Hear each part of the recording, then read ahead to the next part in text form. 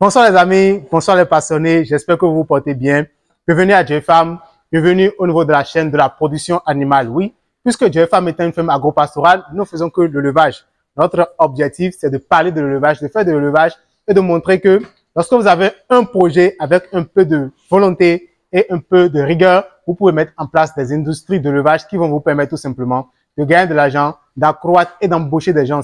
Vous savez, lorsque vous arrivez à mettre sur place une entreprise et que vous donnez du travail à 2-3 personnes et grâce à vos efforts, des individus arrivent à mettre du pain sur la table de leur famille, franchement, je pense que vous apportez beaucoup à l'humanité et donc vous êtes réellement des plus pour ce monde. Nous devons chercher à travailler un peu plus, à mettre un peu de bonheur dans la vie de nos frères et donc d'améliorer beaucoup plus la vie des gens autour de nous. Alors, JFarm, nous sommes dans la production animale. Nous faisons l'élevage des lapins, la cuniculture, nous faisons l'élevage des volailles, l'aviculture, les poules de chair, les poules pondeuses. Nous sommes aussi dans l'élevage des olacodes. Donc, nous vendons des olacodes. Si vous avez besoin de reproducteurs de olacodes, si vous voulez commencer l'élevage de olacodes, contactez-nous. Nous allons vous aider à mettre en place ce business qui n'a besoin de rien, qui n'a pas besoin de fonds d'investissement, mais qui est hyper rentable. Et aussi, nous sommes dans l'élevage des porcs. JFarm, comme vous le savez, c'est l'élevage et la production des porcs. Et aujourd'hui, nous sommes au niveau de la porciculture, au niveau de l'engraissement des porcs. Et nous allons parler d'un facteur que nous rencontrons beaucoup plus au niveau de la reproduction.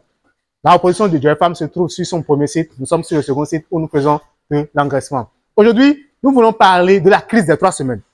Est-ce que vous savez ce que ça veut dire? Avez-vous entendu une fois parler de la crise des 3 semaines? Avez-vous une fois constaté que vos porcelains, à partir de 3 semaines, pour certains, commencent par mourir, commencent par faire de la diarrhée, et vous ne comprenez pas qu'est-ce qui se passe, qu'est-ce qui peut être à la cause, et comment est-ce que vous devez faire face à cela? Aujourd'hui, nous allons en parler. En fait, il s'agit d'une période de dépression de l'organisme du porcelet vers les 15e jours. En réalité, on remarque comme symptôme, en fait, que l'animal cesse la croissance en quelques jours. En quelques jours, la croissance est arrêtée. La peau pâlit, tout simplement. Donc, vous voyez, la peau, elle est pâle. La diarrhée s'installe. Les porcelets sont en train de faire une diarrhée souvent de couleur jaune que vous ne comprenez pas. Et lorsque vous n'arrivez pas à vite maîtriser, à vite analyser et à vite faire face, vous allez voir que le porcelet peut mourir. Donc, c'est ce que nous appelons la crise de 3 semaines au niveau de l'élevage des porcs. Et donc, aujourd'hui, nous allons voir qu'est-ce qui peut être à la cause de cette crise. Donc, en connaissant les causes, en captant les causes, en maîtrisant les causes, nous allons donc trouver ensemble des solutions. Et je pense qu'à partir d'aujourd'hui, vous ne pouvez plus vivre cette crise. Même si ça vient dans votre élevage, vous pouvez faire face correctement à cette crise de 3 semaines et donc gagner un peu plus de l'argent dans l'élevage de porcs. D'abord, la première des causes, c'est les carences en fer. Lorsque il y a la carence en fer qui commence par s'installer au niveau de vos porcelets, la crise des 3 semaines commence par se passer. Et les symptômes que nous avons cités un peu plus haut commencent par faire surface. Tout simplement parce que le lait maternel ne contient pas de fer. Vu qu'il n'en a pas de fer dans le lait maternel, le porcelet va maintenant épuiser toutes les réserves de fer qu'il avait depuis la naissance. Et ce faisant, dans son organisme, il n'y aura plus de fer. Et donc, vous allez commencer par avoir des états fébriles où la maladie va commencer par s'installer. C'est la première cause. La deuxième cause, c'est la distorsion, d'accord, entre les besoins du porcelet qui se multiplient par 3 et la production laitière au niveau de la femelle qui commence par chuter à partir de la 3e semaine. Donc, vous allez remarquer, lorsque vous maîtrisez bien vos porcs, vous savez, les facteurs d'élevage, les paramètres zootechniques au niveau de l'élevage est très important. Tous les élevages, au niveau des porcs, il faut savoir à quel moment tel phénomène se produit.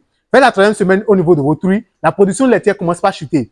Alors que les besoins en termes de nutriments au niveau de vos porcelets commencent par être élevés. Donc, vu qu'il y a ce problème, il y a ce décalage entre les deux besoins, vous allez remarquer qu'il y aura alors ce paramètre de dépression de l'organisme. Il y aura cet état fébrile qui va commencer par s'installer et les problèmes vont commencer par grandir au sein de votre porcelet. Et la 3e cause qui fait de ce problème de crise de 3e semaine, c'est ce que nous appelons en réalité la baisse de l'efficacité des anticorps maternels qui disparaissent alors que le système immunitaire de vos porcelets n'est pas encore prêt. Vous savez que normalement à la naissance, la femelle va communiquer des anticorps au niveau des porcelets.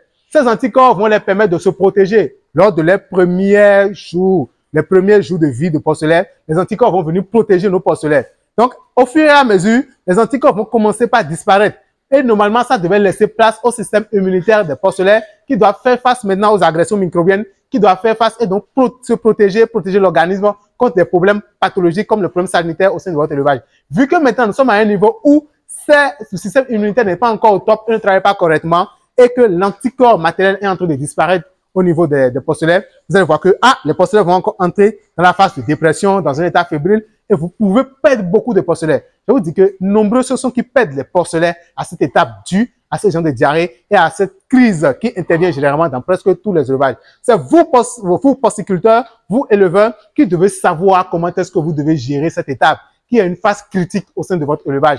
Lorsqu'un jour vous venez à Jefam, vous faites la visite de Jefam ou bien vous apprenez à faire l'élevage de poids à Jefam, nous allons vous dire que, attention, lorsque cette période approche, vous devez avoir tel comportement, vous devez vous comporter de telle manière, vous devez prendre telle précaution pour éviter de perdre de l'argent. Parce que le porcelain, c'est notre manne financière, c'est ce que nous voulons gagner, c'est ce que nous voulons avoir. Donc, nous ne devons pas perdre les porcelains. Chaque mortalité de porcelain est une grosse perte dans l'élevage. Donc, vous devez penser réellement à travailler, à éviter que des phénomènes que vous pouvez maîtriser ne viennent ravager votre élevage. Alors, pour y remédier, nous allons trouver 3 solutions qui sont très importantes. Parce que nous savons d'ores et déjà que le lait maternel est pauvre en fer et que nous devons apporter ce fer en complément à nos porcelains. Et donc, nous avons au niveau, comme je le disais, de notre calendrier à Jefam, des étapes et des dates où nous devons faire cet apport de minéral pour que les porcs puissent en avoir suffisamment et donc protéger leur organisme et ne pas être tout simplement livrés à eux-mêmes face à cette crise de la 3e semaine. L'autre chose aussi est que nous venons en complément, nous donnons des compléments alimentaires à partir de la 2e à la 3e semaine, d'accord, pour pouvoir accompagner le lait maternel que nous avons dit tantôt qui commence pas à diminuer. Lorsque le lait maternel commence pas à diminuer, nous, qu'est-ce que nous venons faire? Nous donnons un complément alimentaire à nos porcelains dans lequel ils vont trouver des éléments nutritifs qui vont développer toujours le tractus digestif parce que tout n'est pas encore mis en place et tout n'est pas encore prêt pour digérer l'aliment complet.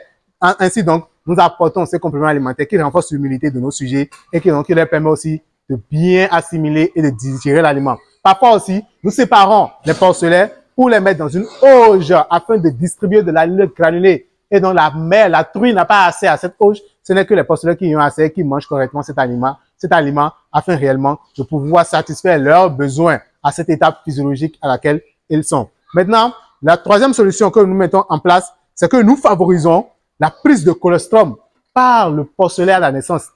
Il faut être présent quand la truffe veut mettre bas. C'est très important parce que le premier lait, c'est dans ça, il y a tous les anticorps qui vont protéger et aider le porcelain durant les premiers jours, il sera là, durant les premières semaines. Donc, vous devez aider les porcelains à avoir accès au mamelon pour pouvoir consommer ce lait afin d'avoir beaucoup d'anticorps. Surtout lorsque les porcs sont vaccinés au gestoport, c'est bien encore de pouvoir favoriser cette prise de colostrum afin d'avoir des porcelains qui sont déjà protégés par les anticorps de la mère. Alors, c'est très important de pouvoir maîtriser cette étape de crise de 3e semaine au niveau des porcelains parce que lorsque nous passons dans les élevages et que nous allons apporter de l'expertise, nous remarquons que l'un des problèmes que les gens ont souvent, c'est de perdre les porcelains, surtout les jeunes porcelains. Et à la fin, lorsqu'ils font le point, ils remarquent que le taux de mortalité sous mère est très élevé. Alors que il suffit juste d'avoir un comportement correct pour pouvoir éviter ce genre de mortalité. Aussi, nous avons plein de méthodes naturelles qui nous permettent de contrôler la diarrhée au niveau des porcelains. Chez nous, ici à Jefam, nous faisons très peu d'injections pour pouvoir traiter les diarrhées au niveau des porcelains. Nous avons nos trucs simples que nous mettons, des compléments, des choses que nous achetons dans le marché, qui n'ont l'air de rien, qui ne coûtent rien, mais qui permettent de protéger efficacement et sauvagement les porcelains. Ainsi donc, nous avons des porcs qui vont en engraissement, qui grandissent bien, qui donnent des poids extraordinaires que nous mettons sur le marché et qui nous permettent de mettre beaucoup d'argent dans nos poches. L'élevage des porcs est rentable. Lancez-vous, faites-vous accompagner. Nous allons vous donner la science pour être de très grands éleveurs. Merci.